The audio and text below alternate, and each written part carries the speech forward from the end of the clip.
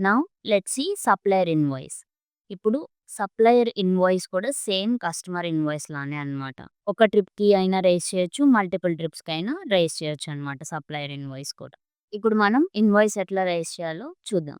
So, ఇప్పుడు నేను top right కార్నర్‌లో ఉన్న యాడ్ బటన్ మీద క్లిక్ చేస్తున్నాను. సో, క్లిక్ చేయగానే మనకి సప్లయర్ నేమ్ అడుగుతుంది అనమాట. ఇప్పుడు నేనొక సప్లయర్‌ని సెలెక్ట్ చేస్తాను. ఈ సప్లయర్‌ని సెలెక్ట్ చేయగానే no bookings left to raise invoice for this supplier అనొచ్చింది. అంటే ఈ పర్టిక్యులర్ అబ్బాయి అనే సప్లయర్‌కి ట్రిప్స్ ఏమి మీరు సర్వీస్ ఏం ప్రొవైడ్ చేయలేదు. సో, అందుకని మీరు ఇన్వాయిస్ రైజ్ చేయడానికి ట్రిప్స్ లేవు అని అర్థం. ఇప్పుడు నేను ఆల్రెడీ ట్రిప్స్ ఉన్న ఒక కస్టమర్‌ని తీసుకుంటున్నాను. ఈ పర్టిక్యులర్ సప్లయర్‌ని సెలెక్ట్ చేయగానే మీరు చూస్తే ఇక్కడ మీకు ఆల్ ట్రిప్స్ ఇన్ఫర్మేషన్ అనేది వచ్చేసింది ఆ పర్టిక్యులర్ సప్లయర్‌కి. సో, ఇక్కడ ఇన్వాయిస్ డేట్ ఆప్షన్ ఉంది. సో, ఏ రోజున ఇన్వాయిస్ రైజ్ చేయాలో ఇక్కడ సెలెక్ట్ చేయొచ్చు. అండ్ డ్యూ డేట్ కూడా వస్తుంది. ఏ రోజు వరకు మీరు వాళ్ళకి డ్యూ ఇస్తున్నారు సెలెక్ట్ చేయొచ్చు. అండ్ సప్లయర్ బిల్ నంబర్, ఒకవేళ మీరు ఏదైనా మాన్యువల్‌గా కూడా supplier invoice or bills maintain చేస్తుంటే దాని నంబర్ కూడా మీరు ఇక్కడ మెయింటైన్ చేయొచ్చు. బట్ సప్లయర్ ఇన్వాయిస్ నంబర్ అనేది మన సిస్టమ్ ఆటోమేటిక్‌గా జనరేట్ చేస్తుంది. సో, ఇక్కడ రిఫరెన్స్ నంబర్‌లో కూడా మీరు మాన్యువల్ బిల్ నంబర్స్ ఉంటే మీరు నోట్ చేసుకోవచ్చనమాట. Next tax rate. ఈ సప్లయర్ ఇన్వాయిస్‌కి మీరేమైనా టాక్స్ ఎయాలనుకుంటున్నారా లేదా అని ఇక్కడ సెలెక్ట్ చేయొచ్చు. డిఫాల్ట్‌గా ఏం టాక్స్ ఉండదు. డిఫాల్ట్‌గా 0 ఉంటుంది. మీరు స్కిప్ చేయొచ్చు కావాలనుకుంటే. అలా కాదు మేము టాక్స్ కూడా అప్లికేబుల్ అవుతుంది మాకు అంటే సెట్టింగ్స్‌లోకెళ్ళి మీకు ఏ టాక్స్ రేట్ అయితే ఉందో అది టాక్స్ రేట్ ఒక్కసారి సెట్ చేసుకుంటే ఇక్కడ డ్రాప్ డౌన్స్‌లో ఎప్పుడు ఉంటుంది. సో, దాన్ని బట్టి మనం సెలెక్ట్ చేసుకోవచ్చు. ఇప్పుడు నేను 10% సెలెక్ట్ చేస్తున్నాను.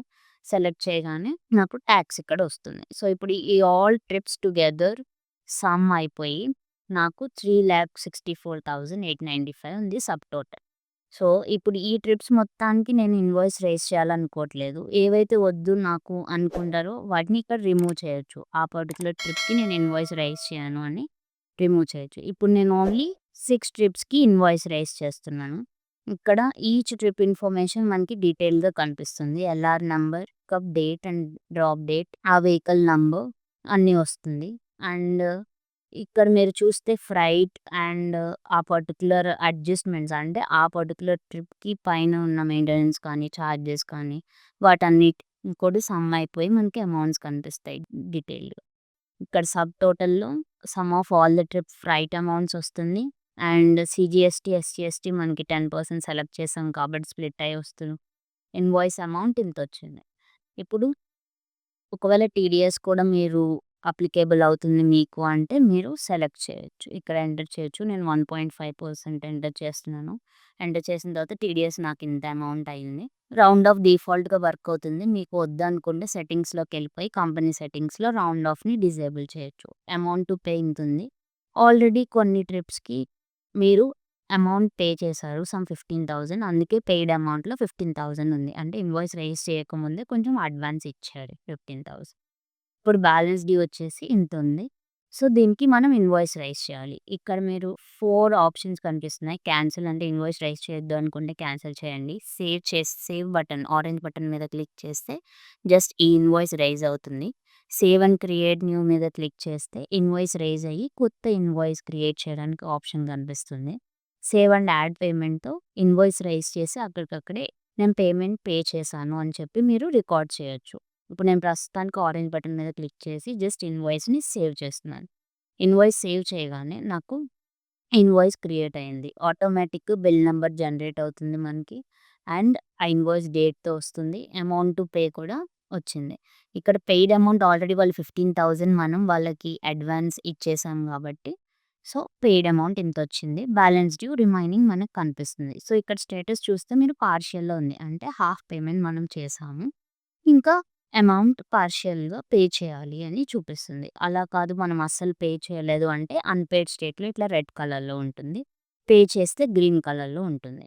సో, ఇట్లా మనకి మనం రైజ్ చేసిన ఇన్వాయిసెస్ మొత్తం ఇలా లిస్ట్‌లో కనిపిస్తాయి. ఇక్కడ యాక్షన్ బటన్స్‌లో ఎడిట్ ఆప్షన్ ఉంది. ఎడిట్ ఆప్షన్ మీద క్లిక్ చేస్తే ఒకవేళ మీరు ఏదైనా మిస్టేక్స్ చేసుంటే ఇన్వాయిస్ రైజింగ్ ప్రాసెస్‌లో మీరు ఎడిట్ చేయొచ్చు. అలా కాదు నేను ఇంకా కొన్ని ట్రిప్స్‌కి కలిపి ఇన్వాయిస్ రైజ్ చేద్దాం అనుకుంటున్నాను అంటే ఇక్కడ మీరు క్లిక్ చేస్తే కొత్త ట్రిప్ కూడా మనకి యాడ్ అవుతుంది. Next delete option. ఈ ట్రిప్‌ని డిలీట్ చేయాలనుకుంటే డిలీట్ చేయొచ్చు. ఇది ఆల్రెడీ పెయిడ్ స్టేట్‌లో ఉంది కాబట్టి కొంచెం అమౌంట్ పే చేస్తున్నాం కాబట్టి డిలీట్ చేయలేం. అలా కాదు అన్‌పెయిడ్‌వి అయితే డిలీట్ చేయొచ్చు అన్నమాట. Next print. ప్రింట్ మీద క్లిక్ చేస్తే మనకి 3 టైప్ ఆఫ్ ఆప్షన్స్ కనిపిస్తున్నాయి. ఒకటి ఇన్వాయిస్ అంటే ఈ సప్లయర్ పర్టిక్యులర్ ఇన్వాయిస్. ఇది ఎలా ఉంటుందో చూద్దాం. దీని మీద క్లిక్ చేయగానే మీకు ఇక్కడ మీ లోగో వస్తుంది అండ్ మీ కంపెనీ నేమ్, మీ అడ్రస్, ఈమెయిల్, కాంటాక్ట్‌తో మనకి లెటర్ హెడ్ వస్తుంది. సప్లయర్ డీటెయిల్స్ అంటే ఎవరికైతే ఇన్వాయిస్ రైజ్ చేస్తున్నామో వాళ్ళ డీటెయిల్స్ అండ్ ఇన్వాయిస్ డీటెయిల్స్ వస్తాయి. ఎన్ని ట్రిప్స్‌కి రైజ్ చేస్తున్నారు, టోటల్ ఫ్రైట్ అమౌంట్ ఎంత, ఏమన్నా అడ్జస్ట్‌మెంట్స్ ఉన్నాయా దాని మీద అండ్ టోటల్ అమౌంట్. మనకి sub total CGST, invoice amount, amount 15,000 pay చేశారు, బ్యాలెన్స్ ఇంతుంది అని మొత్తం డీటెయిల్‌గా ఇన్వాయిస్ క్రియేట్ అవుతుంది. ఈ టర్మ్స్ అండ్ కండిషన్స్ కూడా మీరు సెట్టింగ్స్‌లోంచి మీకు కావాల్సిన టర్మ్స్ అండ్ కండిషన్స్‌ని సెట్ చేసుకోవచ్చు. ఒక్కసారి సెట్ చేస్తే ఆల్ ప్రింట్స్‌కి అవే వస్తాయి.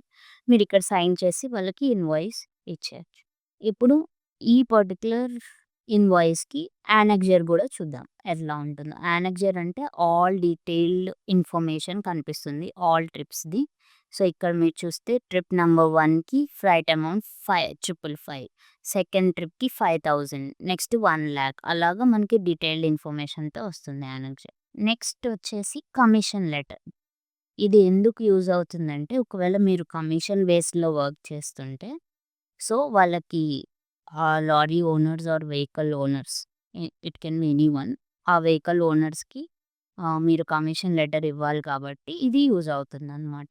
ఇందులో మనకి ఇన్వాయిస్ ఇన్ఫర్మేషన్ ఏముండదు. Just trips information along with the amounts ఉంటుంది. మనకి నెక్స్ట్ ఆప్షన్ వచ్చేసి జనరేట్ పేమెంట్. ఒకవేళ ఈ ఇన్వాయిస్‌కి మీరేమైనా అమౌంట్ పే చేసుంటే ఇక్కడికొచ్చి ఇక్కడ మీరు రికార్డ్ చేయొచ్చు. ఇప్పుడు సప్లయర్ పేమెంట్ మీద నేను క్లిక్ చేసి క్యాష్ అని సెలెక్ట్ చేస్తాను. అంటే నేను క్యాష్ పేమెంట్ చేశాననుకోండి. సో, క్యాష్ సెలెక్ట్ చేశాను. వేరే అదర్ టైప్ ఆఫ్ పేమెంట్స్ మీరు కావాలి అంటే సెట్టింగ్స్‌లో సెట్ చేసుకోవచ్చు. Next date. ఏ రోజున మీరు పే చేశారో సెలెక్ట్ చేయాలి. అండ్ రిఫరెన్స్ నంబర్, ఎంత పే చేశారో ఇక్కడ దిస్ అలొకేషన్‌లో ఇవ్వాలి. ఇప్పుడు అమౌంట్ 3,80,000 కొంచెం ఆల్రెడీ 15,000 పే చేసున్నారు. సో, ఇంతే పే చేయాలి అని చెప్పి చూపిస్తుంది. ఇప్పుడు నేను ఒక 2,00,000 ఎంటర్ చేస్తున్నాను. 2,00,000 ఎంటర్ చేసి జస్ట్ సేవ్ చేస్తున్నాను. ఈ పేమెంట్ రిలేటెడ్ నోట్స్ ఏమన్నా కావాలంటే ఇక్కడ మీరు రాయొచ్చు. సేవ్ చేస్తున్నాను. సేవ్ చేస్తే పెయిడ్ అమౌంట్ వచ్చేసి 2,15,000 అయింది. ఎందుకంటే ఆల్రెడీ 15,000 ప్రయార్‌గా పే చేసుంది. ఇప్పుడు నేను 2,00,000 పే చేశాను. Balance due 1,65,000.